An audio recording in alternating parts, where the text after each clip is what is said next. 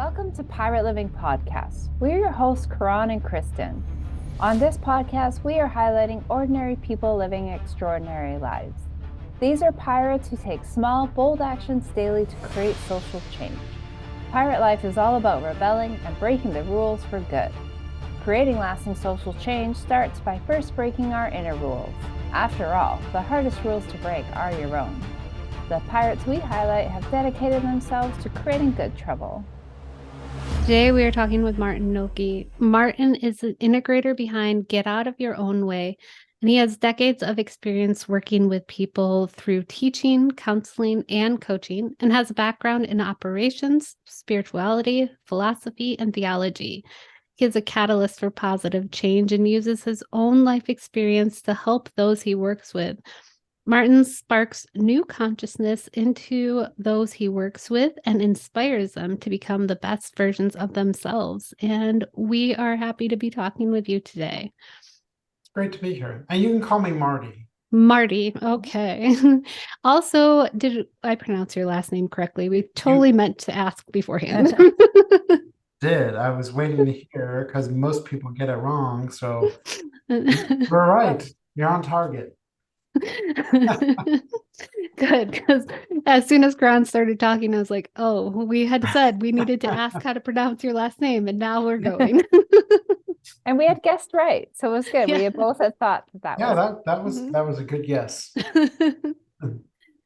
So we warned you ahead of time, but we like to have Google write a poem for our guests. So we have one here for you. Would you like to hear what it wrote? Sure, I'm looking forward to hear what it has to say. It's a very hearty one this time. Yes, more poetic than most. In realms where consciousness does intertwine, a pirate bold, Martin Nocchi's light will shine. With decades of wisdom, he guides our way, igniting flames of courage, come what may. Through teaching, counseling, and a coach's heart, he helps us cast aside life's limiting art. Operations, spirituality, philosophy too. His knowledge weaves a tapestry, both vibrant and true. A catalyst for change, his life's grand tale inspires us all to spread hope's golden sail. He sparks new consciousness, igniting a flame, encouraging each soul to play their grand life's game. With Get Out of Your Own Way, he stands strong, empowering hearts to break free and belong. No longer bound by self-imposed chains, we rise, embrace our power, and claim our true domains. Through Martin Nocchi's guidance, we find our way, breaking the barriers, come what may. A pirate of the spirit, his purpose shines bright, unleashing our potential, taking flight. So let us honor this pirate, bold and free. Martin Nocchi's legacy for all the world to see. In the vast ocean of life, he charts his course, a beacon of hope, a compass, and our guiding force. And now, how am I supposed to say something after that? Right? Can I just say like how much Google AI has gotten better this last week? Yes. Like all of a sudden it's rhyming. This is definitely the most poetic poem that it's given us. So yeah. Yeah, can I get a copy of that? Yes. Yeah, I love it. There's a lot of things that resonate with me in there, so I like it. Yeah. I saw it and I was like, wow, Google, good job. I said maybe Google knows me better than I do. So. Yeah.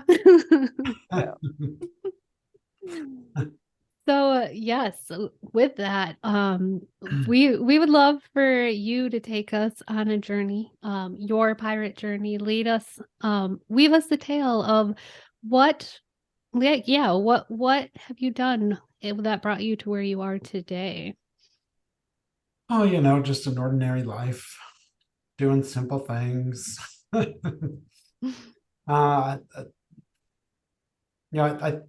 I think back I'm 51 years old now, and if you would ask me when I was 20 years old that I'd be where I'm at today, I'd probably be like, no, not a chance. Because my journey actually began with education. That's what I went to school for. I wanted to teach. I wanted to teach elementary school, which I did for about a year.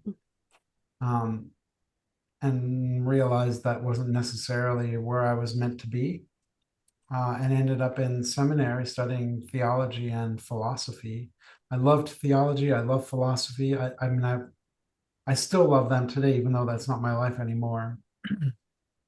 And ended up spending 20 some years in ministry and 15 as a Catholic priest before I left. 5 years ago this month, actually, I left. Oh. Um, I could no longer live in a box that felt smaller and smaller by the year, and felt I needed to explore life in a different way. And not knowing, the guy I work with now was my coach when I had left ministry.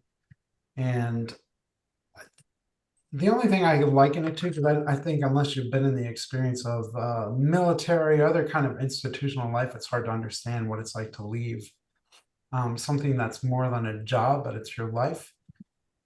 The only other example I use is it for me, and there's probably truth to it. It felt like getting out of prison after 20 years and not knowing what to do. Like I'm dropped into this world that I can no longer relate to and understand because of where I was coming from.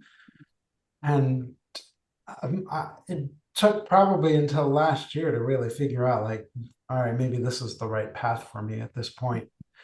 That offers much more of myself to be myself, and a different sense of curiosity and exploration and joy. But it's definitely a long journey to get there, to break free of that institutional hold that I felt on my life. So what was was there like a pivotal moment that made you decide to like leave like To leave it behind? Yeah. Now I could look back and say the only thing that kept me going was I also taught, and I loved the teaching part. Mm-hmm. I taught a college level class to high school juniors, and I would do that every fall. And when January would come, I'm like, all right, I just need to get through the next 9 months and I could start over again, start teaching. And so that's what kept me going for as many years as I did. I should have left much sooner, just for whatever reason, continue to go. And then about 6 months before I did finally leave, I just made a concerted effort to really take care of myself and set boundaries. I felt like I was given a lot more responsibility, and I needed to create boundaries to take care of myself. And within those 6 months, I began to realize, oh, like I'm really empty. Like there's not much left inside of me.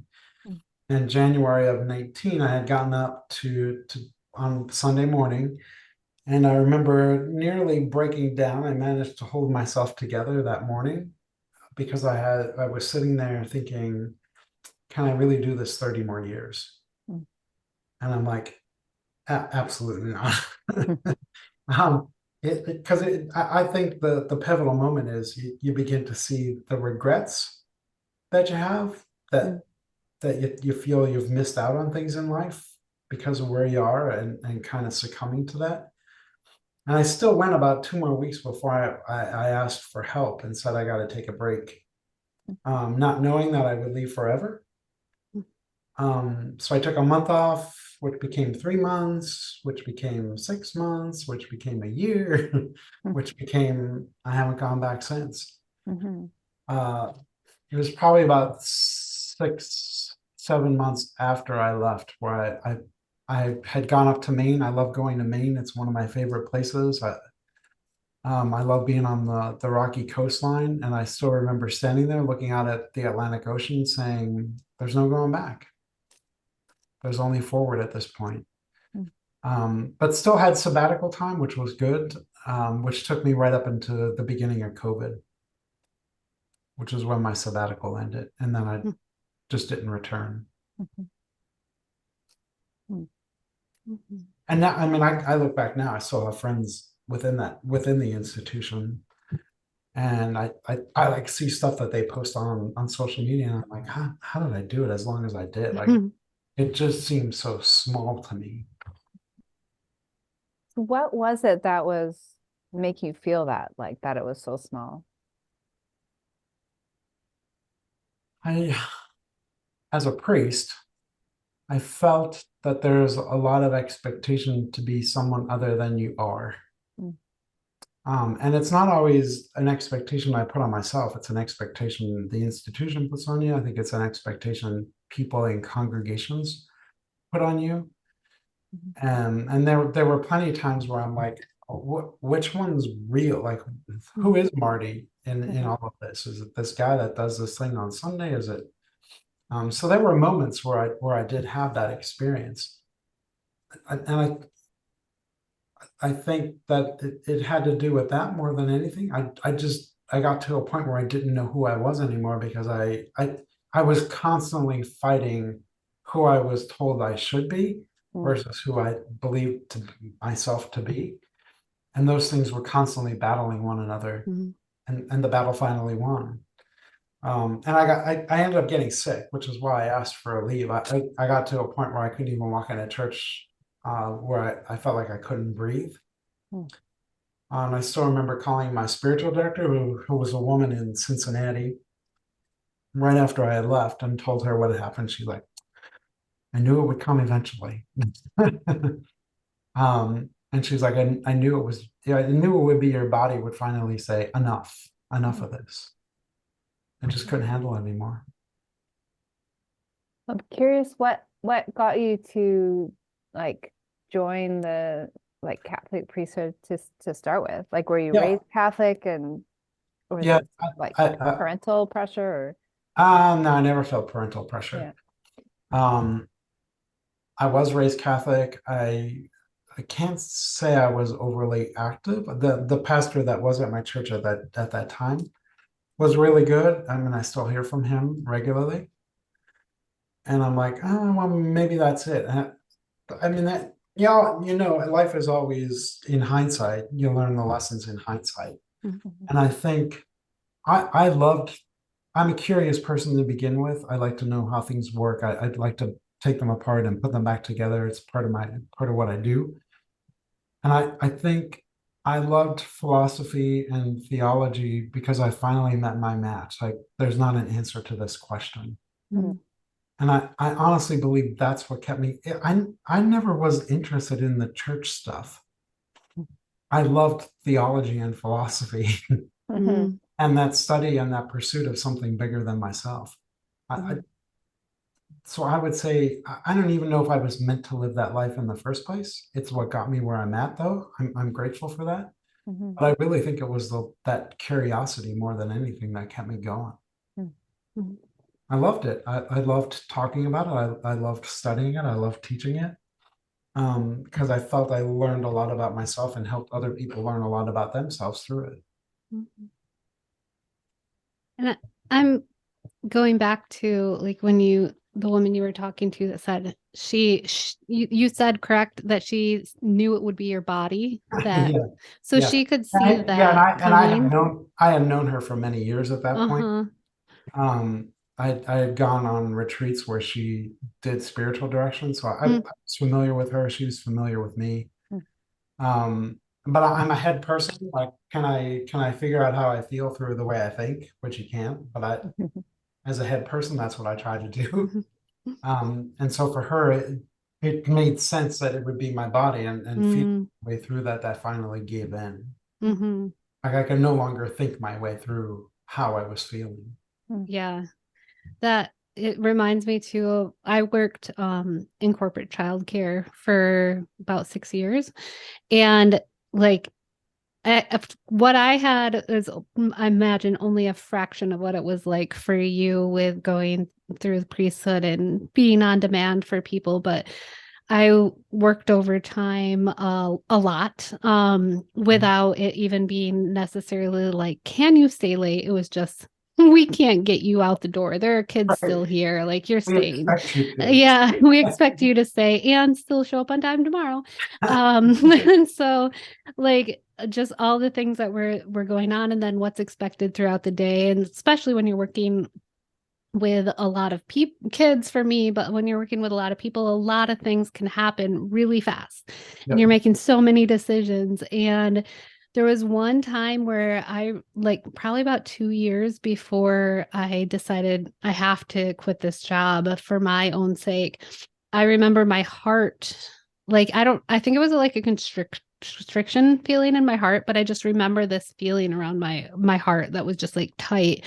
And I had this clear as day thought come to my head that was like, if I keep doing this, it's going to be me or the job. And I continued to do it for a couple more years, but there was just this moment where my body was telling me, like, it's going to be you or the job if you keep going this way. So to hear from you too, like, yep, my body came and was like telling me, this is it. You have to listen. You can't think out of this anymore. Knock it off. Yeah. Yeah, she was a wise person.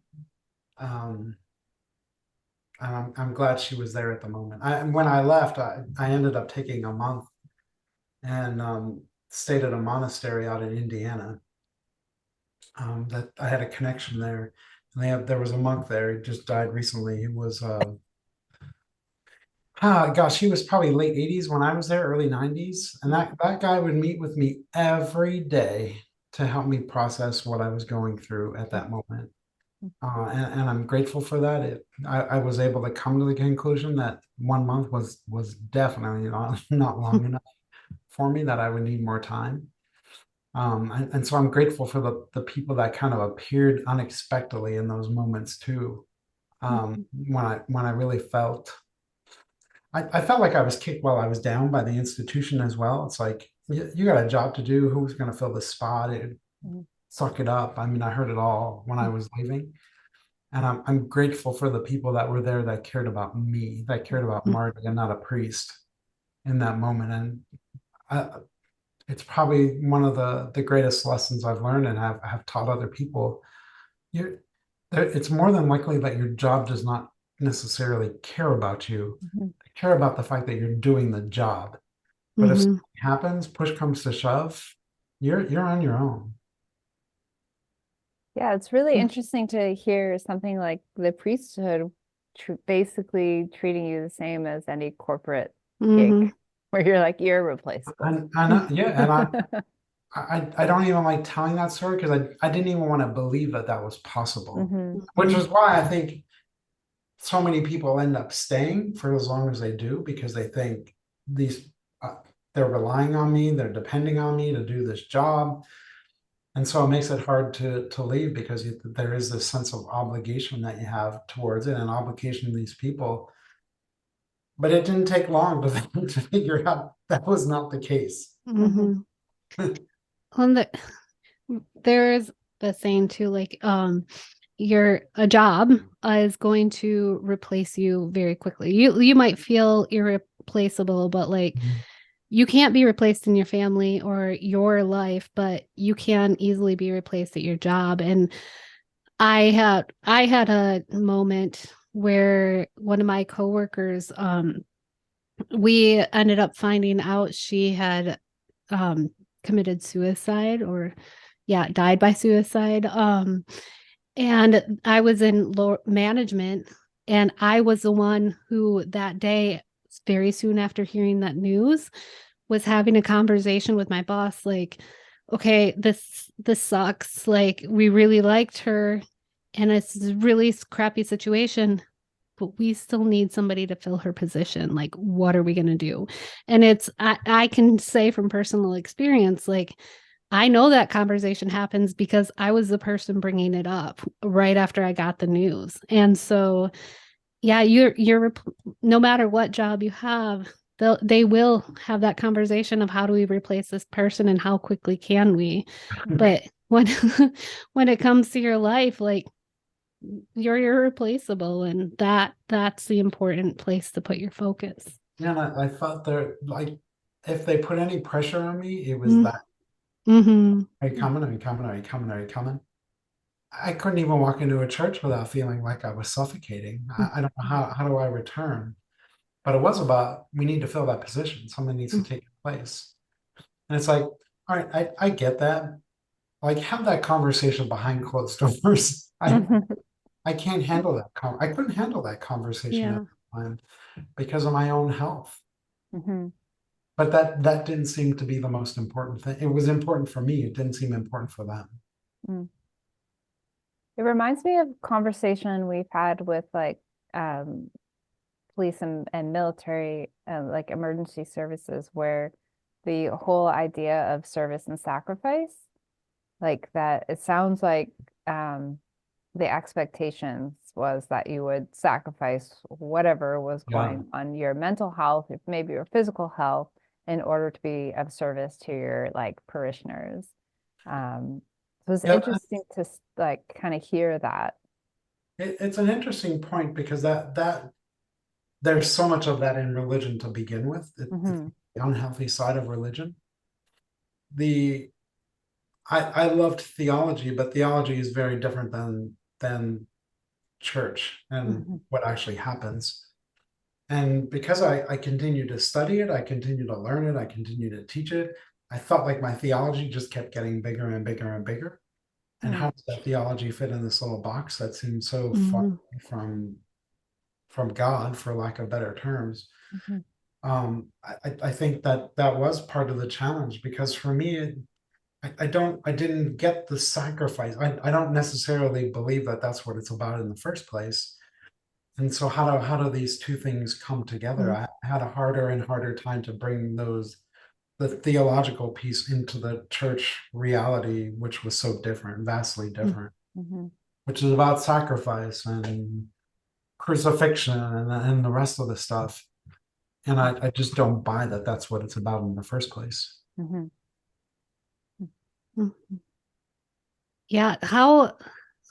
So how did knowing all this theology, which like there's so much out there, so much thing to learn, but needing to take that and narrow it down to what the church wants you to be talking about and speaking to your parishioners. Yeah. How, I'm trying to think, like, did it affect you and your faith, seeing the church versus like what you're learning? You're like, no, it's so much more.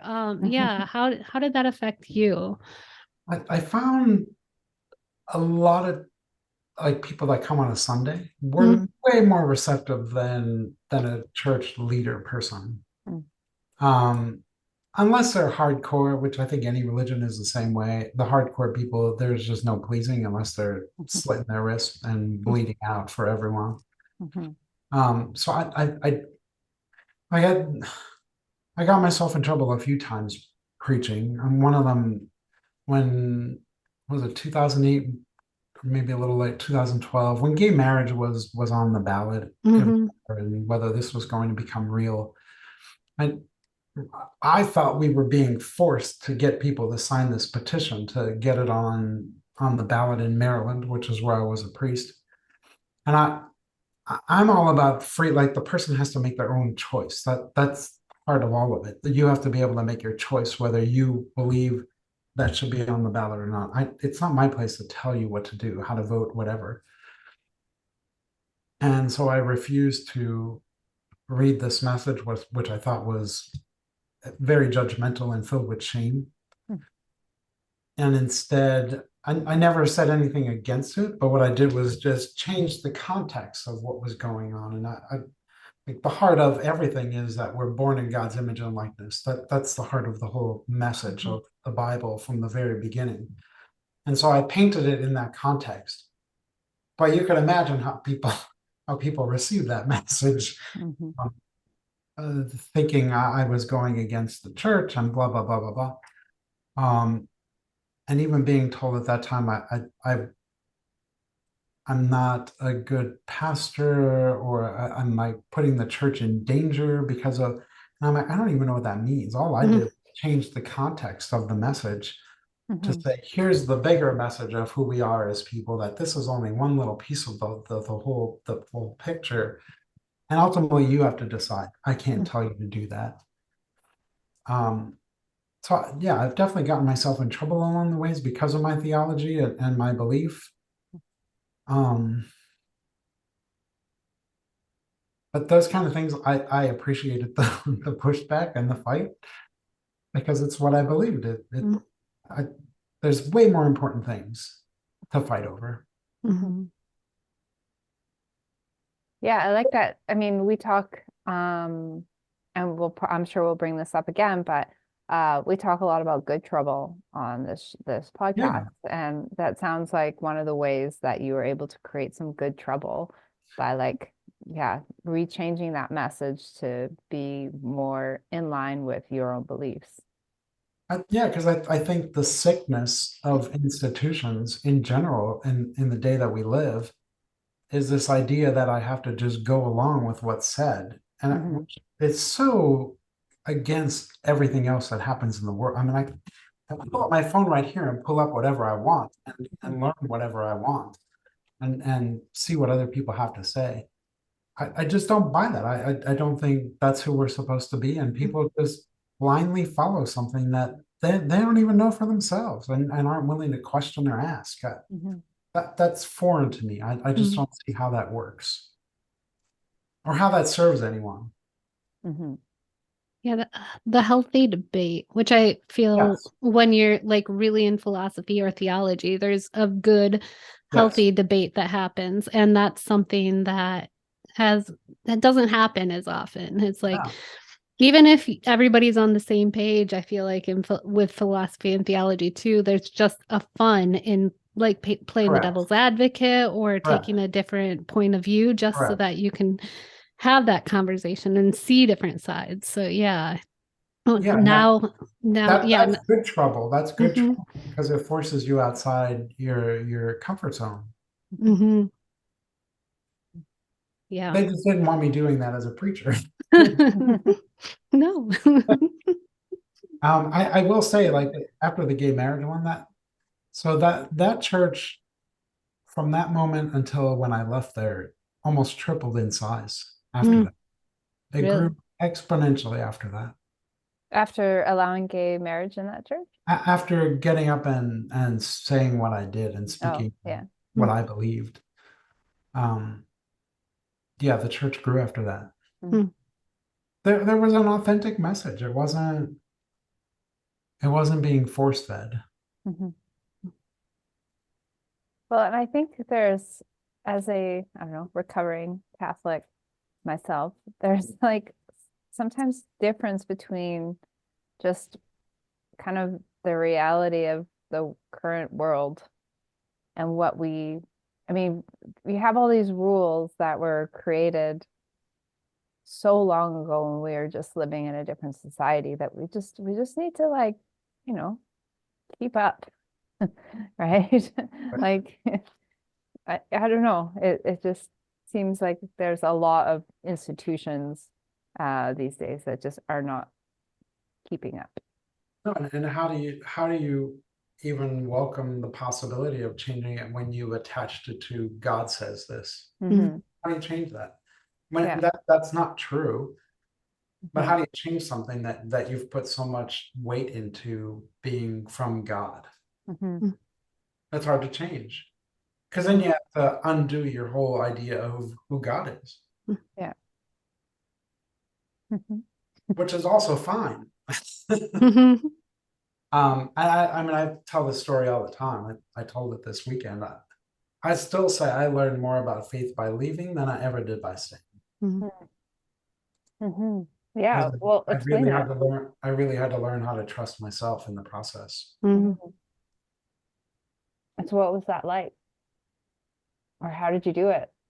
How did I do it? Might be the easier thing. But I still tell people this. Every day I got up, once I had left, I had to ask myself, is what I'm doing moving me towards freedom? I ask myself that question every day. The whole day, the whole time I was at that monastery, I asked myself that question. And I would go in there every day and ask this guy, I'm just looking for a way out. I'm just looking for a way out. I need to get out. It's like, you already have a way. Just make the choice and leave.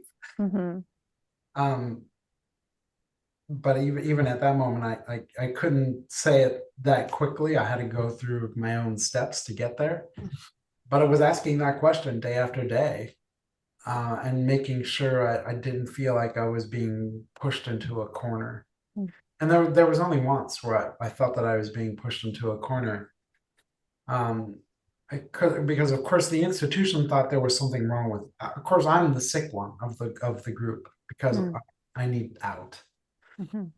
and they wanted me to go to get evaluated to check my mental stability, Mm.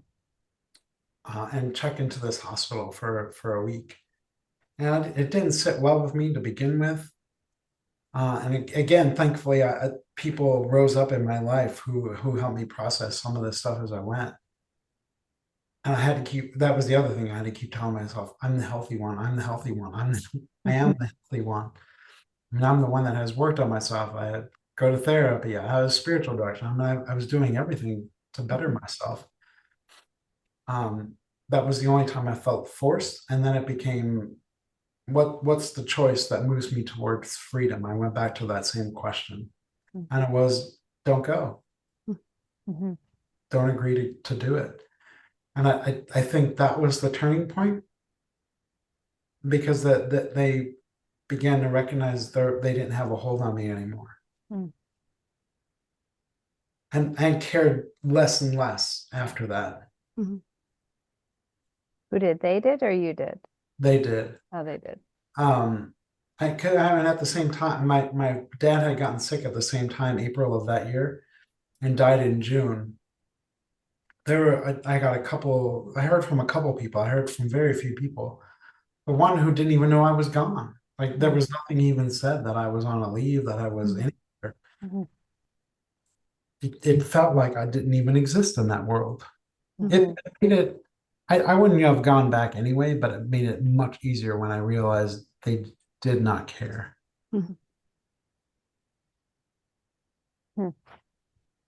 So it went from like them trying to make it your fault, Yes. basically, and saying you're sick, to Mhm. once they realized they couldn't control you that way, then they just like Forget quickly about wrote you off, kind of Yeah. thing. Mhm. Still to Mm. this day, nothing has ever been said about me. Nothing has Mm. ever been said that I had left. Nothing Mm. has, nothing.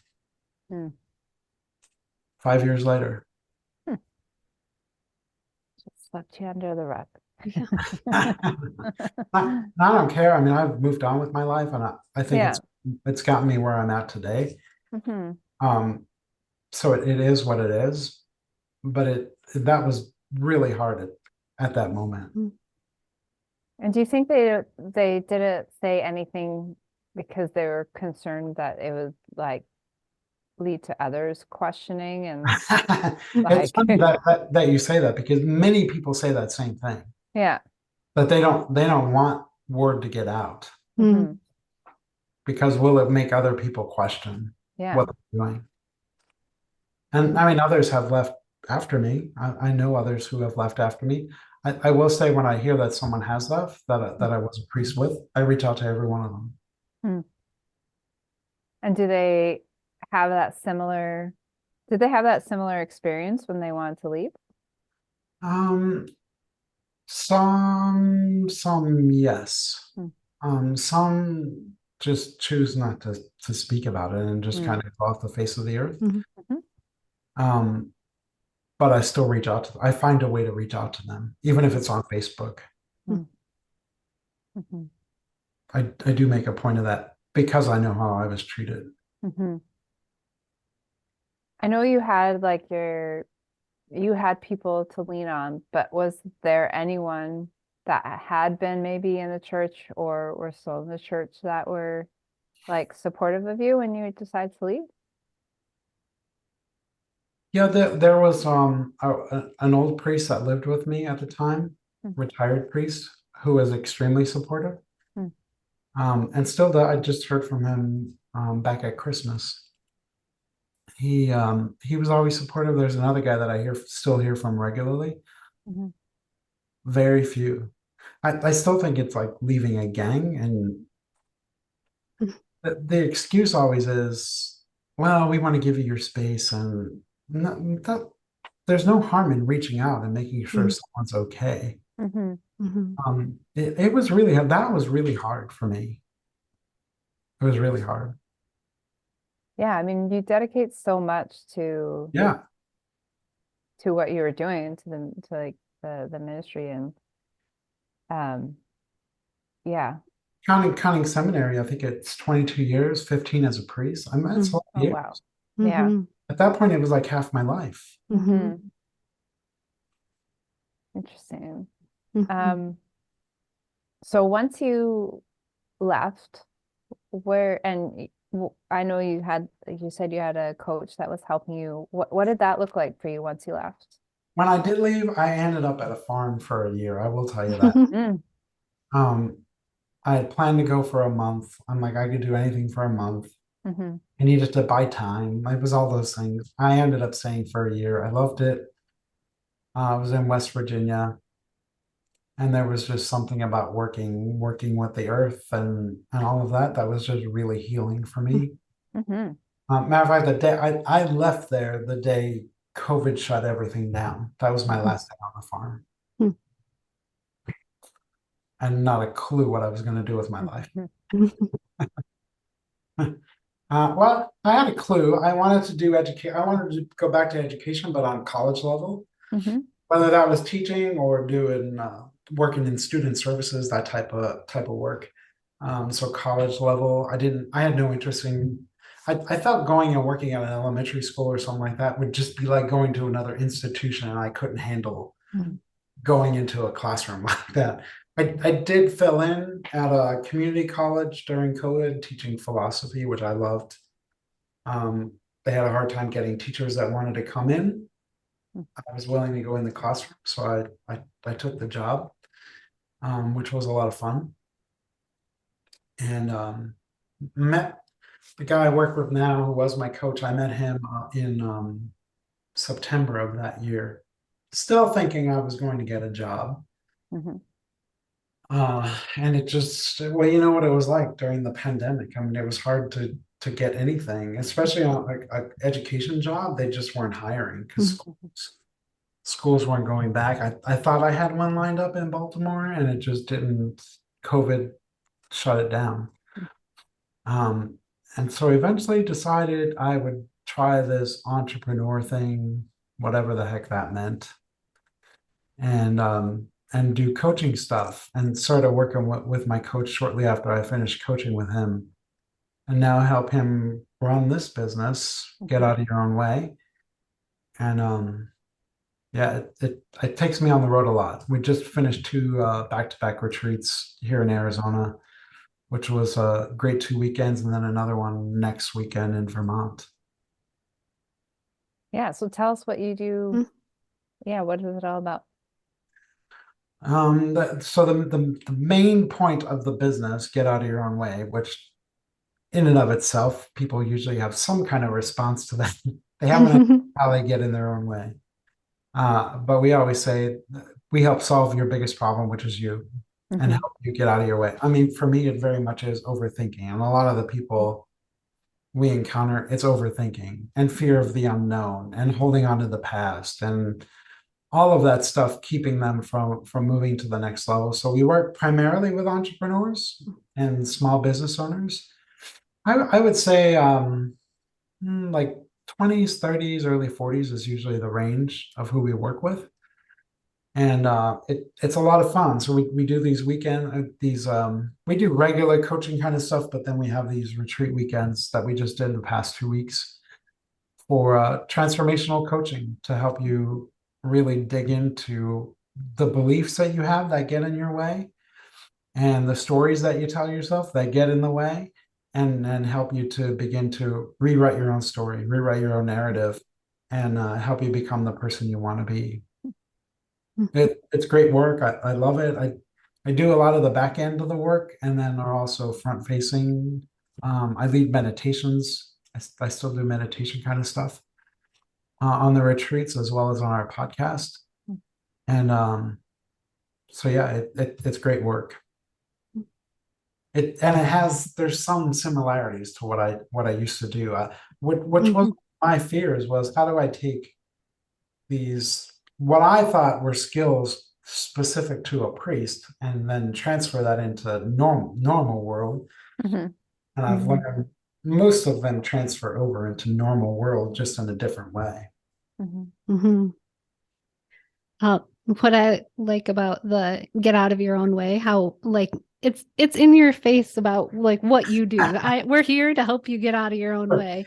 But it reminds me of what led me down on my own personal growth journey was my husband had wanted to go to this in-person retreat. And so I was talking with I didn't even know he had talked with the woman that runs it until after he talked with her. And then he's like, well, she wants to talk to you too. So whether or not you come, like, at least you know what it is I'm doing. So I was talking with her. And when I got off the phone, I had cried probably 5 times on the 30 minutes I talked with her. And I got off the phone. I'm telling people, I'm like, I have to go to this because what I had been saying initially was like, I need to go to it because my husband has all these big dreams and ideas that he wants to do. And I need to get out of my way so I can support him. And like, I kept saying like, I have to get out of my own way. But at the end of the time when we did the retreat, I was like, oh, I did have to get out of my own way, but not to support him, to support myself. Yeah. And so, yeah, it was the main thing that kept coming up though out of my mouth is I have to get out of my own way. I'm in my way. I have to do this. So yeah, I like how the name is very there. Like this is what we're helping you do. You're getting out of your own way. Yeah, I mean, the one thing I have learned is, myself included, and any of us who are very service minded do a horrible time in taking care of ourselves and like doing something like that for ourselves. And there were a number of people, even this past weekend, who similar type work, who have never done anything for themselves. And to be able to take a weekend and also to hear from friends just pressure, like, why are you doing this? Why are you going? Why are you, and still stepping into that and going. It's just great to hear their stories, that they're willing to put themselves first. I do believe that you do a whole lot better serving if you put yourself first and take care of who you are, because there's more of you to give. Then you're not giving from a place of lack. You give from a place of love. Yeah. Yeah, it's the whole idea too of like if you're filling your own cup, you can give to other or put on your oxygen mask before you help somebody else. Like absolutely. Yeah. Yeah, that was because I think all of us are convinced and conditioned in some way to think selfish is bad, and obviously you could take that to the extreme, and be self-centered and narcissistic and everything else. But you got to be selfish at times to take care of yourself and put yourself first. Yeah, that was one thing for me. I still get to talk myself through it very often, but the idea of setting boundaries around like the things that I allow with my time, because I said yes to so many things when I was working my other jobs, where within a year of me working my last job, my boss was telling me I was indispensable and that if I ever quit, she would crawl under the desk and cry because she wouldn't know what to do. Pressure. Right. And even then I was just like, because something doesn't feel right there, but it also was like a little bit of this, oh, but look how good a job I'm doing. Right. And they know how to do it. Yeah. So if I'm saying yes, the more I say yes to, like, I'm good. Like they want me. And finally, when I quit that job, having to fully like remind myself again and again, like setting boundaries is important. Saying no is important. Even if I'm saying no only because I don't want to, not because I have something else going on. I don't have to create something. I just need to say no because I don't want to do it. And yeah, it's regular conversations I have to have with myself to remind myself it's okay if I don't want to do something. I was just telling someone yesterday, a client of ours, like, even if you're not ready to say no, or you're not sure about something that you want to do, say, you know what, I need time to think about it. Mm-hmm. Or I'll say, I need to speak to my business partner before we make a decision. Mm. It creates a little space where if you have to say no, you can say no. And if you say yes, you say yes. Mhm. But you don't, if you're feeling cornered or trapped in some ways, which I did even in ministry, create the space. Just give yourself the space to be able to do what you need to do. And freedom is the choice moving me to freedom. It's still that same question. So what does that freedom look like to you? And did that change from when you used to ask yourself that when you like were at that monastery? What does it look like? That's a hard question to answer. Other than it's like consistently stepping into the unknown. I mean, even when I was leaving, I think there were so many times where I could have left. Like if I see myself on a cliff, like I would fall off the cliff, but I was close enough where I can grab back on and go back to where I was. Mm. And when I finally left, I felt like I had gone so far off the cliff that there was nowhere to go but down, or so it felt. And so I think that freedom is, can I step into the unknown every day? When I walk out this door, can I step into the unknown again? I think that's the freedom. We're just afraid of it. We're afraid of the unknown. Mhm. Even though that's all that's the one consistency is unknown. Mhm. How much Yeah, do you really know and how much can you really control? Not a whole lot. right. And that's what the control part I like. As humans, I think we like to have the illusion that we're in control of something. Correct. And really there's next to nothing that we can control. So even within our own selves, like how many things can you control? Not very many. No, very little. Mm-hmm. Yeah, but we love it. We love chasing it. But I think it's running away from who we are, and I think it's not freedom, and it's about fear more than anything. Mhm. Mm-hmm. And so other On the very macro level, I think it's where we find ourselves as a world. Like we don't quite know what the future looks like, and yet we're going to try to like hold on to what was, and at some point something has to give, Mm-hmm. whatever that is. Mhm. So other than the retreats that you're doing, what's the other kind of work that you guys are doing? We do one-on-one coaching. We also do corporate work with businesses. So the guy I work with typically will work with the number one guy. I work with the number two guy, more the operations person. I will say a lot of what I do is help that person navigate the relationship with the number one person, Mm. which is not always easy. Mhm. So it's helping them manage that, set boundaries, a lot of times setting boundaries, speaking up for themselves, saying no when they need to. That's a lot of what I'm doing with that person, so that they don't get lost in their own little system, little world with the number one.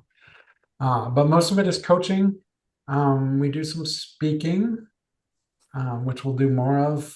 A lot of it's retreats, events, wherever we can go, we go. Podcasts, we just started a podcast in December. So we're working diligently on that as well. What's it called?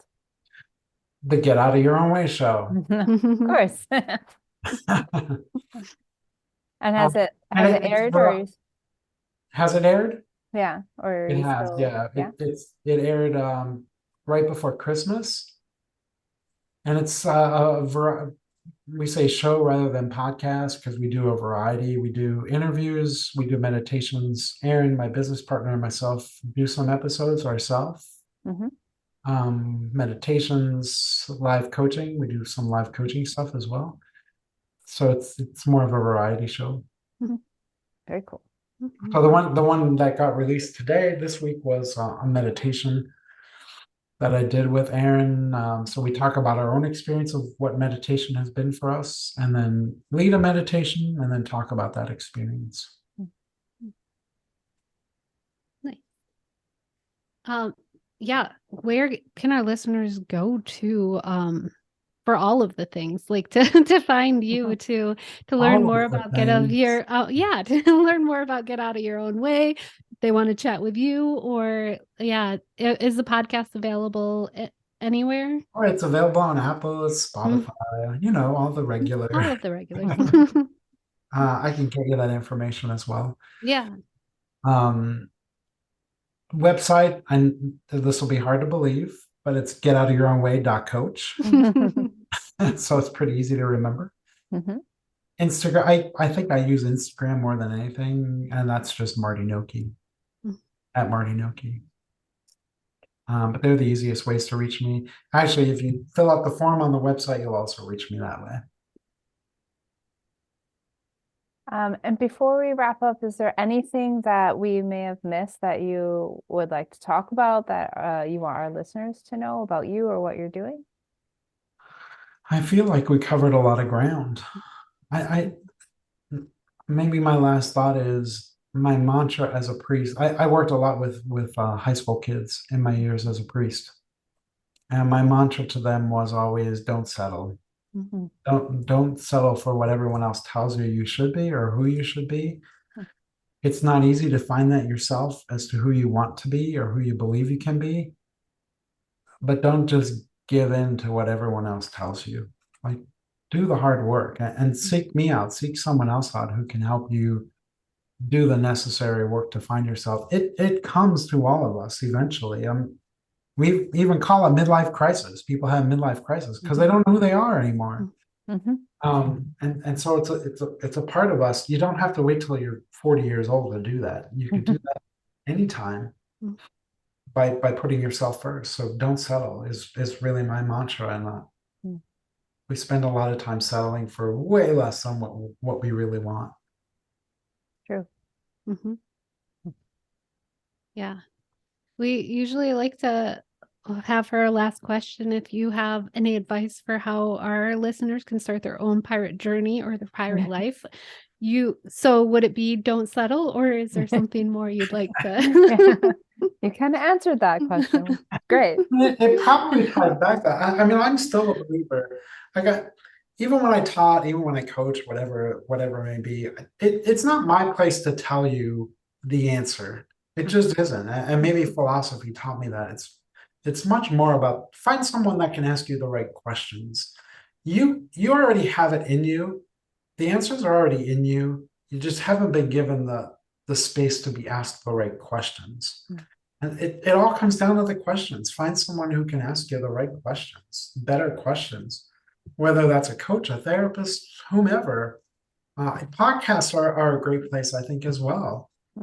Different podcasts that are asking bigger questions that force you to look at yourself differently. The question's more important than the answer. Great. Leave us with something to ponder. Yeah. Yes, thank you so much for joining us today and coming on here and sharing your story and all the great advice you have for our listeners. Thanks for having me. It was great being with the two of you. And we're going to be very jealous about the nice warm weather that you're going to go enjoy while we both sit here. 74 degrees. Get that nice walk in. But I told you Tuesday I'm back on the East Coast, so I'm preparing myself mentally for the change. Like I don't even have a winter coat with me when I get back there. Well, now you're just bragging. I do have a winter hat, though.